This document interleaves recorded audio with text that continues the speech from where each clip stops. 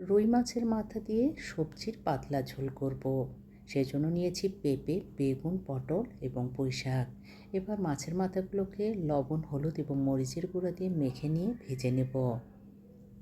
এই সবজিটা একবারের জন্য হলো তৈরি করে খেয়ে দেখবেন কতটা মজার।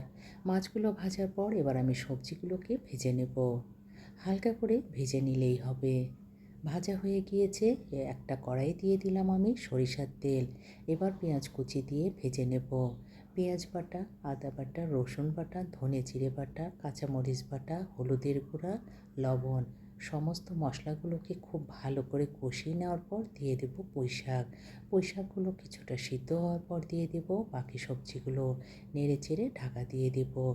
সবজিগুলো সেদ্ধ হওয়ার পর পানি দিয়ে মাছের মাথাগুলো দিয়ে দেব। ধনেপাতা, কাঁচামরিচ দিয়ে আবারও ঢাকা দিয়ে দেব। ভাজা জিরে গুঁড়া দিয়ে নামিয়ে ফেলব।